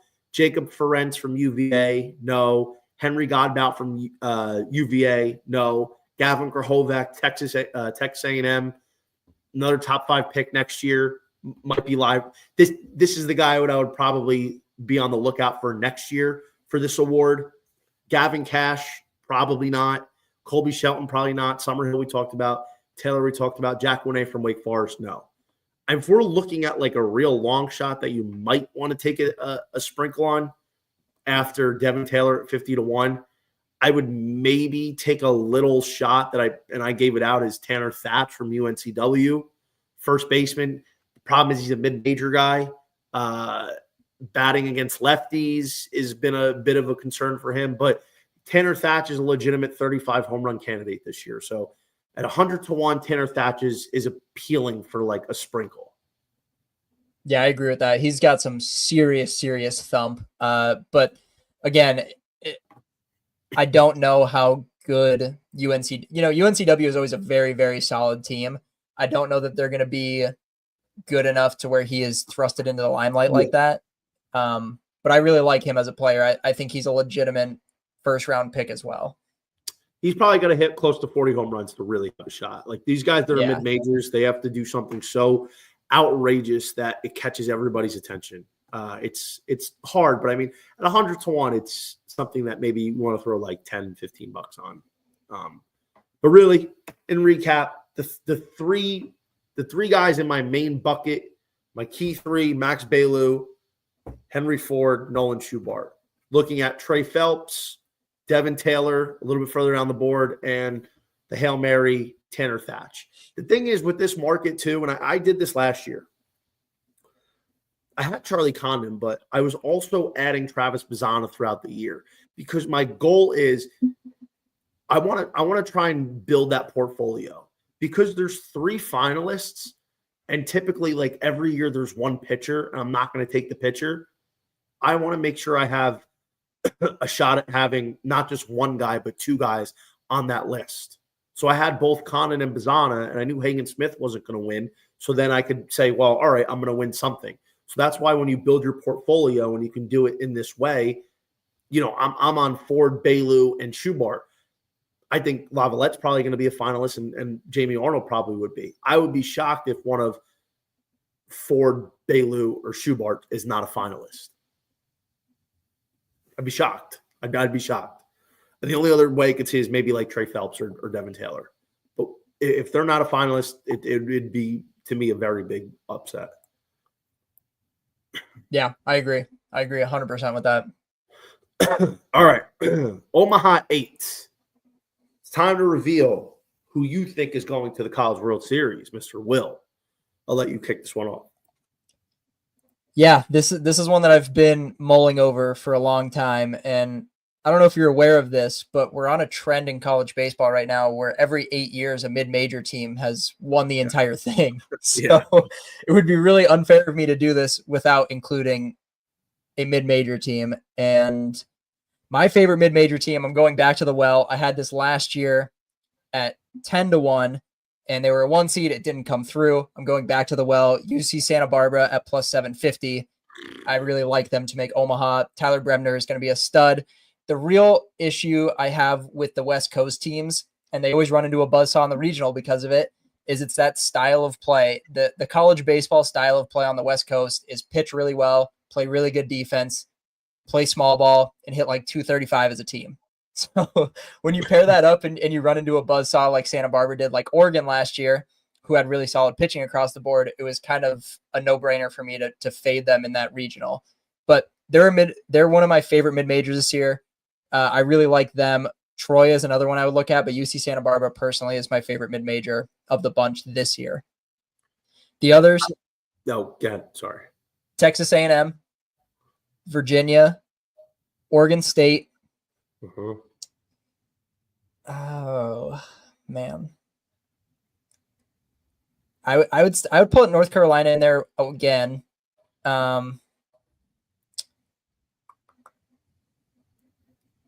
I think I would go with Arkansas and then Tennessee. That might be 7. Is that 7 or 8? I don't know. I wasn't counting. I think that was 7. And then I would take I would take a shot on TCU. I think they're a team that can come on really late and make a run. To me, they're one of those teams again, like they were 2 years ago, where if they just catch lightning in a bottle at the right time, they can go on a big run. I kind of feel them in the same way again this year. But the main two that I have bet so far have been Oregon State, Virginia, and Texas A&M. The interesting thing about this market, again, it's another new market that's come up, and it's nice to have. They're just terrible. They're so bad. And I think because it's a new market and books don't want to get burned on it, it's caused a very safe approach effect. The fact is, you have a team like, for instance, Ole Miss, 6-1. I mean, realistically, Ole Miss should probably be like 15-1. And if we're making odds what they really should be, they don't want to get exposed too bad.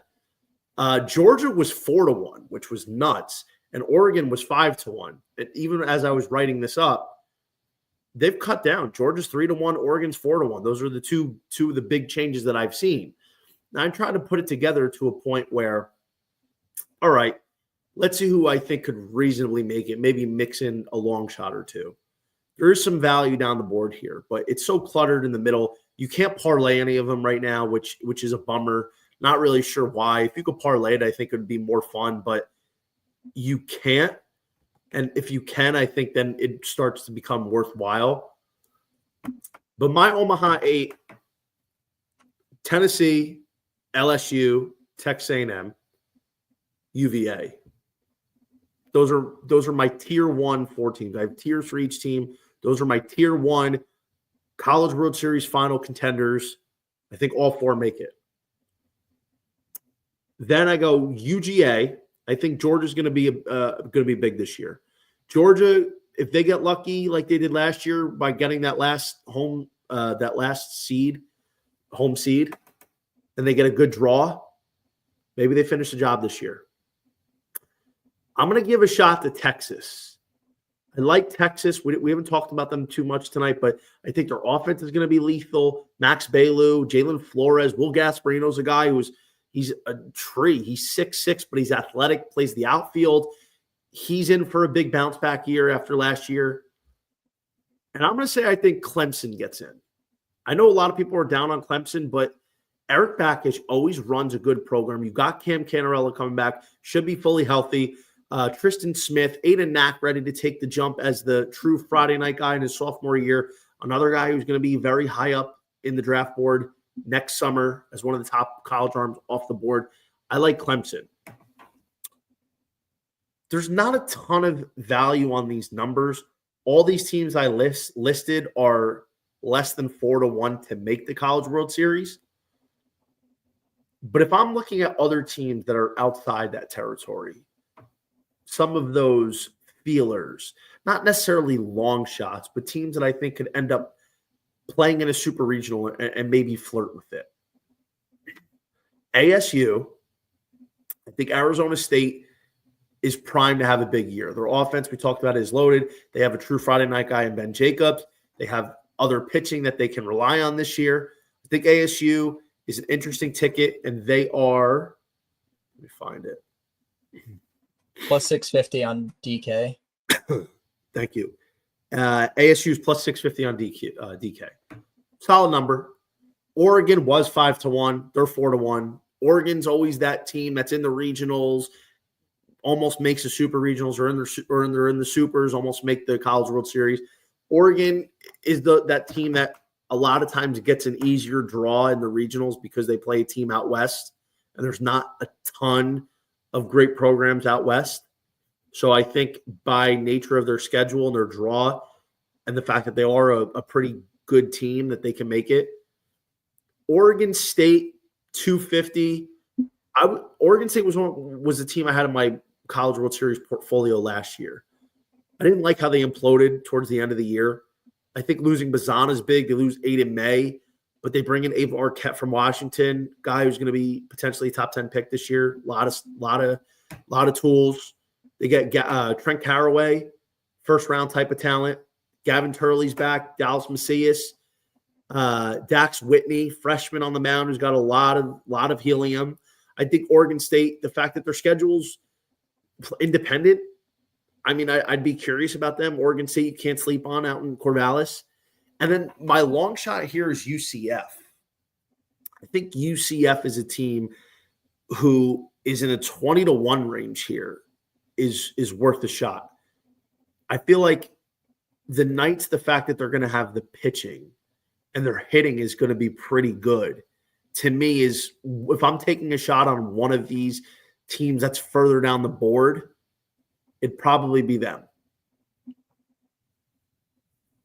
I like that. Actually, at 18-1, I do really like that. And another guy to highlight on Oregon State is Nelson Keljo. He was out of the pen for them last year, mostly a closer. I've heard rumors that he's going to make the jump into the rotation this year, but he's mostly a 2-pitch guy, so I'll be curious if he can develop that 3rd pitch, because that would make him, in my book, a legitimate Friday night guy and a guy that you can go get the ball to, and he'll go get you a win. But it's all dependent on how that 3rd pitch comes on in development for him. But there's a lot of interesting teams in that mid-range. But you're right. I had 9 of these last year. 7 of them were 1 seeds, and none of them made Omaha. So this is a really interesting market for me. I kind of have a love-hate relationship with this market. I haven't put together my full card yet, but have been combing through kind of deciding where I'm going to land. I got to change something up a little bit. Yeah, it's a hard market because you can have a good team, but they have to run into a tough draw. Or two of your picks might play each other in the region or the super region. That's how it works. It's hard to pick all 8. I wish you could parlay it. I feel like maybe somewhere down the line this season you will be able to parlay it, but for the moment you can't, and it's unfortunate because what are you going to do? Lay $600-700 to wait until the middle of June to get it back potentially. It's not a market that I typically bet a lot into, just because of its lower risk and a lot of waiting. All right. The P de la Resistance. Butchered that, didn't I? College World Series odds. This is why we come here. You had to wait for it, but it's going to be worth the wait. You got Tennessee at the top here, who this is on FanDuel, by the way. These are FanDuel's odds. And again, shop around. There's different numbers for different teams, and you can get better numbers here, there, or wherever. Tennessee is the favorite in some of these books, where Texas A&M is a favorite in others. But basically the same thing that echoes is it's Tennessee, LSU, Texas A&M as the top 3 teams. My tier 1. Add in Virginia, who was 24-1 on FanDuel a couple weeks ago. They got slashed down to 12-1. 24-1 was ridiculous, but now they're 12-1, rightfully. So they're the top 4 teams. That's my tier 1. Those are 4 teams. I'd be shocked if at least one of them wasn't in the College World Series finals. LSU, Texas A&M, Virginia are my key 3 this year that I've been talking about for the last couple of weeks. Arkansas is in there. Florida's in there. Wake's in there. Florida State's in there. Oregon State, Texas. None of these teams I'd be interested in betting after the first 3 or 4, except for maybe Georgia at 31-1. If you're out in Vegas and you're on Circa has Texas at 45-1. So I would go hit that. But really, I've learned from the last couple of years, man. I've had Wake, a bundle on them. I've had a bundle on Florida State. They get close and they don't deliver. And ultimately, why? It's because the SEC delivers. So that's why my portfolio this year is going to be SEC heavy, SEC based. I don't believe in Arkansas. I mentioned it before. This is a team. I just don't know if they have the hitting. They always seem to choke in the regionals. They can't get past it. They have demons that have to be worked out. Florida State, I think they could be very good. They have pitching, but there's so many moving parts to their lineup. It wouldn't surprise me to see them in Omaha. I just don't think Florida State's got enough juice this year. Florida's going to be better than I think a lot of people expect. I don't know if their lineup is going to be good enough after losing Jack Caglione. They got Cade Curlin. They brought in Blake Sear, who's a monster. They brought in Bobby Bozer from USF. Where are you going here? I've got 2 that I've already bet and put out into the ether. I bet Texas A&M at 10-1, probably over a month ago about. And I bet Virginia at 25-1 last week, actually. I snagged that line before it got cut. So those two were my favorite, especially Virginia at that price was just outrageous. There was no way I was laying off of that. But other than that, like I try to stick with 2 or 3 of these every year. 2 years ago, I had Florida at, I believe, 40-1, and they got beat by LSU in the finals. Last year, I had Arkansas and Wake Forest, neither of which made Omaha. So I usually try and take 2, maybe 3 of these. Texas A&M and Virginia for me were like slam dunk plays. There was no way I wasn't going to take them, and I haven't added anything since. But I think those are my 2 favorite. And I think you're right. Like, especially where we're at in college baseball, like the SEC has just been the team to deliver. And as much as I would like to go back to the Arkansas this year, just because I really like that rotation, I don't know if they're going to get past the Oregon State curse from a handful of years ago with the drop fly ball. So it's one of those things with Arkansas. Like, I'll believe it when I see it. I'm still a believer in that team this year, but it's not something I'm willing to bet. A&M and Virginia for me are the 2 big ones. Yeah, it's hard to it's interesting to go down the board. Like, I'll just lay it out. Tier 1, obviously, Tennessee, LSU, Texas A&M, Virginia, perennial contenders. Tier 2, I would say Georgia's at the top of that tier 2 of mine. 31-1, 30-1. There's 1 or 2 numbers of those hanging around. The rest are 25-1 or less. I've seen 20-1 on Georgia. I think the Bulldogs are going to be very good this year. I think there is a thought that they might regress because of the losses of Condon and Collins. They lose a couple other guys in the lineup, but I think they're going to find a way. I do. I like the Bulldogs this year. They're in the top of that tier 2. In that tier 2 as well as Texas. Texas's move to the SEC. Schlossnagel, he knows what it takes to make a Ronnie Braun. And Max Weiner, the pitching coach, he's going to do a lot of great things. You have a lineup, you have pitchers. They bring in Thomas Burns from ASU, a guy who I'm very fond of. I think he could have a pretty good year. Clemson's still in that tier 2 for me. I like the Clemson Tigers. I think a lot of people are down on them. I was actually down on them last year.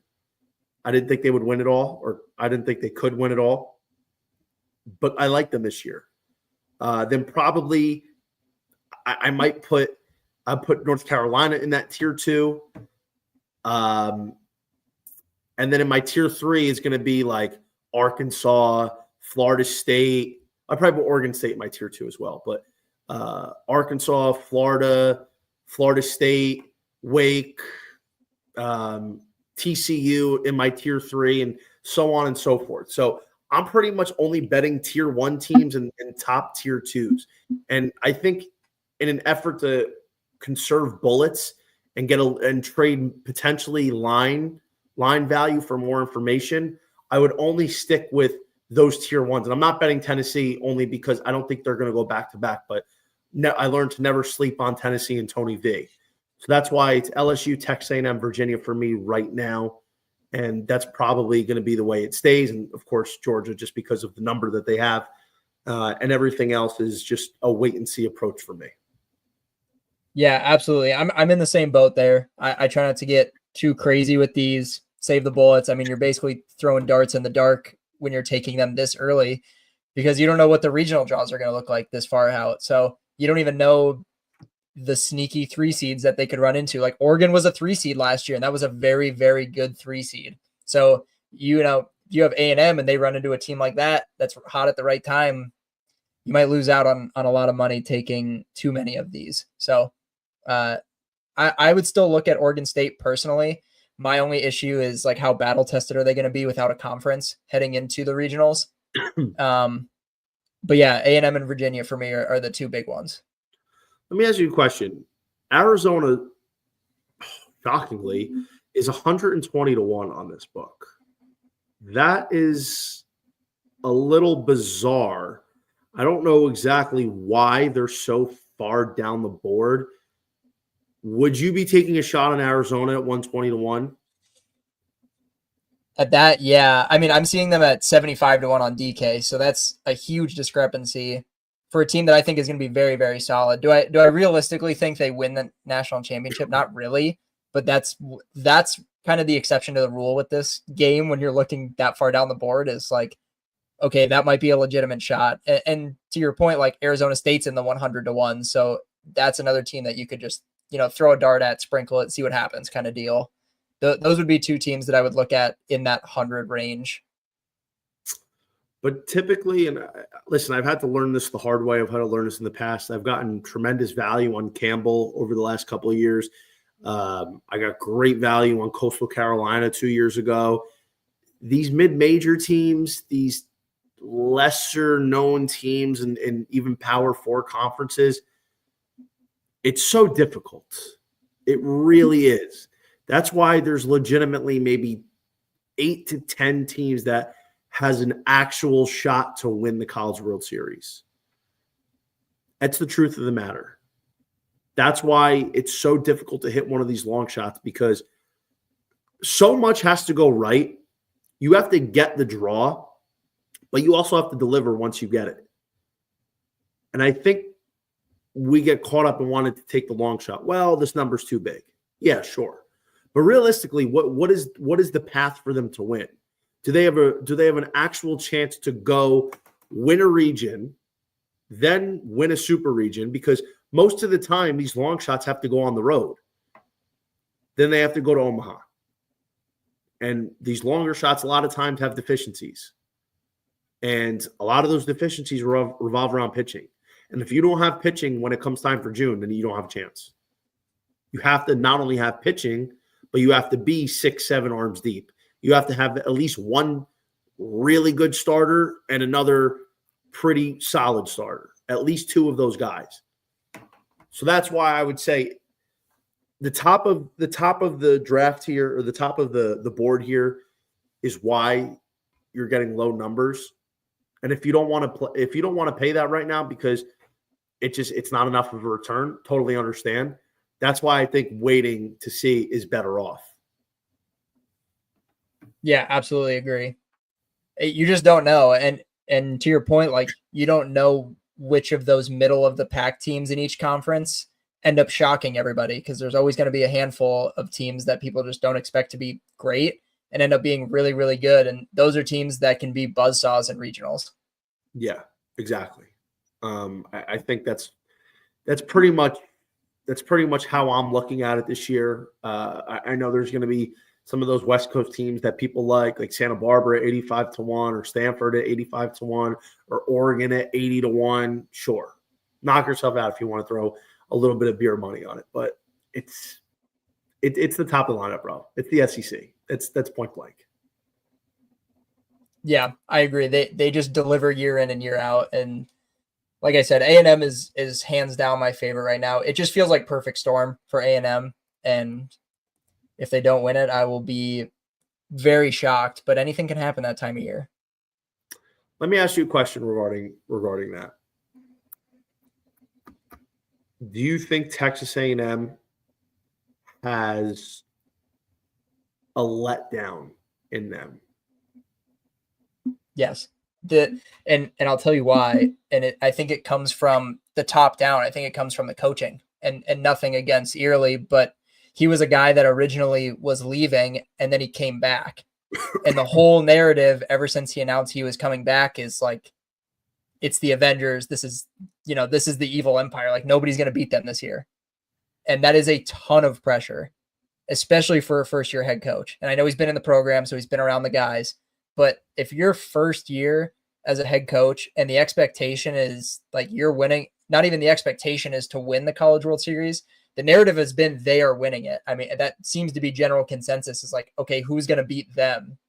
And so I think that can spiral into something bad, but I think there's so much veteran leadership on the actual team that it can make up for maybe any shortcomings that come from a first-year coach. So I see it's kind of two sides of the same coin here. I see both sides of it. I'm buying into it, but I think all of those arguments are super valid. Yeah, I mean, listen, I've bought into it for a while. I have a lot of futures parlays on different things, or to the point where FanDuel is not even actually letting me bet anything revolving Texas A&M anymore. Like I physically can't bet on Texas A&M anytime I try to parlay something, just because I'm like, listen, for me to really get what I want on Texas A&M reward wise, like putting $200 on A&M to win $2,000 in 6 months doesn't really do anything for me. You know, like if I'm trying to win 5 figures, I got to be putting down 5-figure kind of money. I don't want to do that, at least not yet. So I've been parlaying a couple different things with A&M, with like Super Bowl stuff, and Shai Gilgeous-Alexander MVP and Leon Draisaitl, Rocket Richard, etc.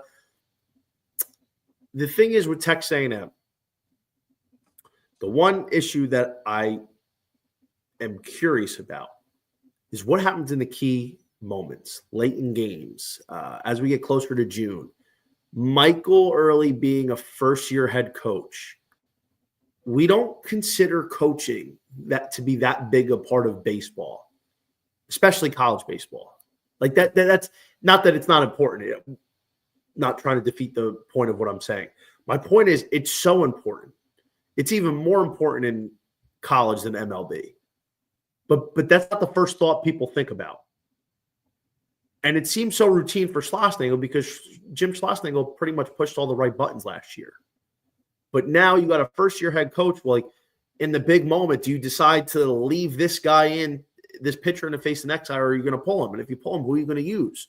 Then how are you going to tally up the pitching next year or the next game? So there's a lot of things that involve a finger on the pulse that you have to have. You have to be able to captain the ship and know what move to make when.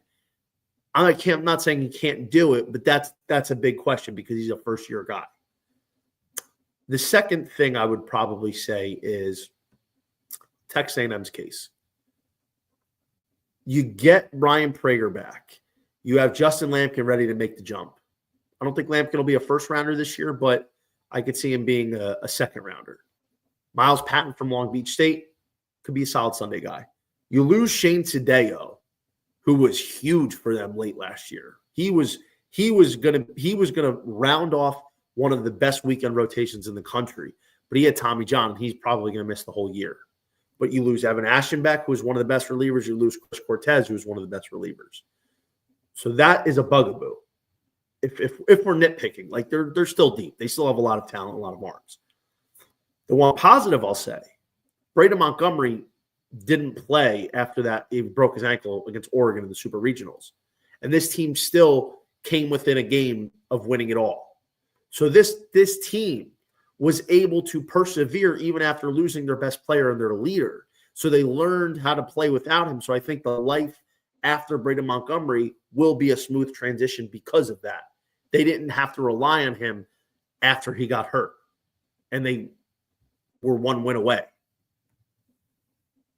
Yeah, absolutely. And I think you bring up a really good point. It's not necessarily, is he ready to be an in-game manager, I guess is the real question for Early.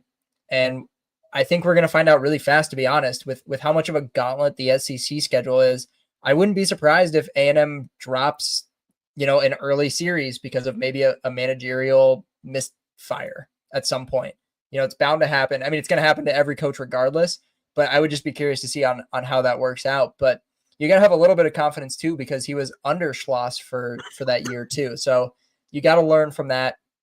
I think there's a lot of valid concern with that aspect of it, but this team is just so loaded. And like you said, like they did it all without Braden Montgomery in the back stretch right there. They did all of Omaha without him, and they just returned so many veteran leaders that I think it can kind of balance out that new staff effect that you have with Early, with how much veteran presence you have in the clubhouse in players. Yeah, I do tend to agree. That's why our team I'm really looking heavy into this year. I think they're going to be able to absorb some of those losses. And these are things that could be a big factor, but I personally don't think they're going to be. I think they're too talented. I think they have too much baseball IQ to let something like this derail them. But it was something that I thought worth talking about because Texas A&M has been the talk all offseason. So, like you said, they're it's not a question that they're going to win the College World Series. They're going to win it. They're the best team. They're one of the best rosters, one of the best offenses ever put on paper. Well, it's true. And I think it's gonna ultimately come out. And I'm excited for the season, bro. I can't wait. Yeah, absolutely, man. 2 weeks out. 2 weeks out. Been counting down the days for a long time now. I'm ready for it. Everybody, I really appreciate you tuning in. I hope you had a blast tonight. Will, my friend, this was great. And if you liked hearing all about Will's takes and what he believes, you're going to be seeing a lot more of him. Will be back very often on the Breaking Bet podcast for college baseball this season. Absolutely, man. Thanks for having me. Very stoked to talk more weekend sets when we get into the nitty-gritty of the season.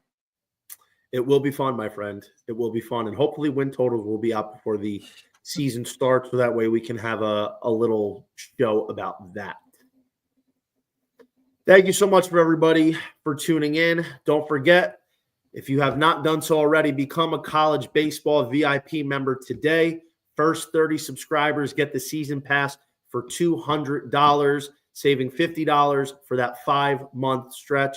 Sign up using the link below. Also dropped it in the YouTube chat. Looking forward to winning a lot of money with you this season. We'll be back next week. We're previewing the Super Bowl and talking a little bit more about college baseball. Stay tuned. Thank you so much, everybody. See you next time.